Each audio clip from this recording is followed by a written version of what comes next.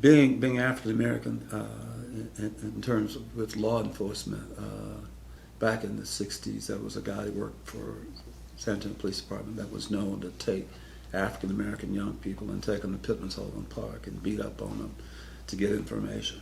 And everybody knew that there were people in law enforcement that just didn't do the right thing.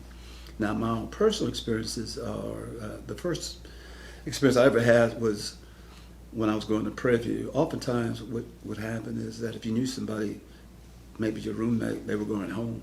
I had two friends who lived in Port Arthur, Texas. So I went home with them one day. And so that weekend, we went to go something to eat at a drive-through thing. And the car pulled us over. And so they asked us to get out. And, of course, we got out. And they asked us to lie on the ground. And they had these guns. And they identified themselves as police officers. They didn't have any uniforms on.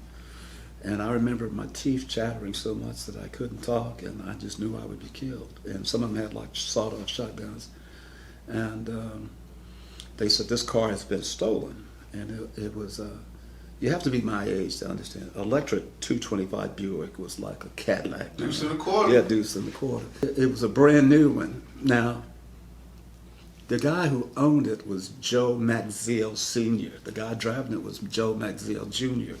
But it had to go all the way through the license check to affirm that the son was driving the father's car. The father was proud that his kid come home from the yard at Prairie View, let us borrow the car, and we almost got killed just because we was three black kids in a nice car. One other time while I was at Prairie View, the priest at the college asked me to go to Houston to pick up some people at an airport that were coming in to visit their kids. So I got near, I forgot the city right outside of Prairie View, headed toward Houston. The policeman pulls me over, and he says, he had me get in the car with him.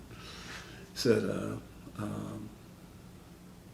you know, your car is too loud. And I said, well, my dad just bought me this car, and it was a Chevrolet Super Sport with glass packs, which means double exhaust. So it was too loud for him. It would have passed every ordinance.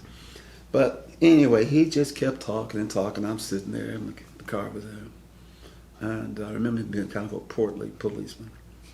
So I said, well, officer, if you're going to write me a ticket, I need to get to the airport to pick up somebody. And he says, he pulls his gun and says, boy, don't you ever tell me what to do.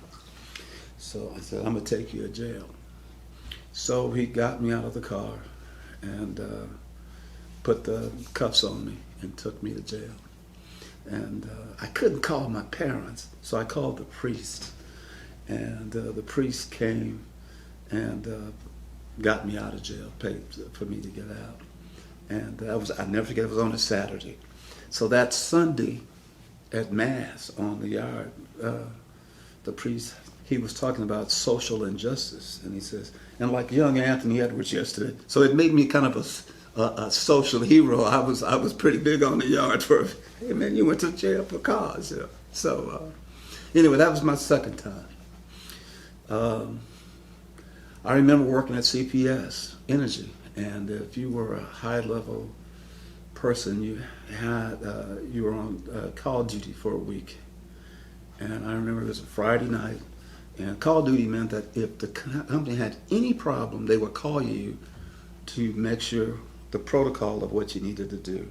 So one of our plants, either Calaveras or Bonnet Lake, was down, one of the electric plants. So I pulled into this stop and go. So I was on the phone, parked there, and it was probably about 6:30 in the afternoon. And of course, the CPS, you've got to wear a coat and tie every day. So I'm sitting there in the parking lot, and I'm probably on the phone 10 or 15 minutes trying to reconcile what the next steps were.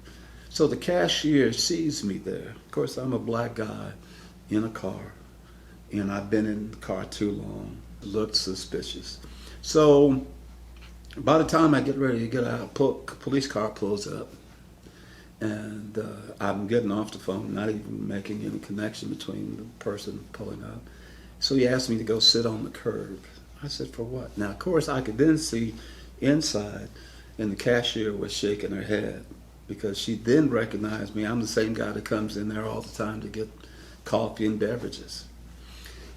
So I can tell you that even as it relates to making major decisions that affect hundreds of thousands of people's lives, you're not immune from just being black at circumstances where people are a little uncomfortable.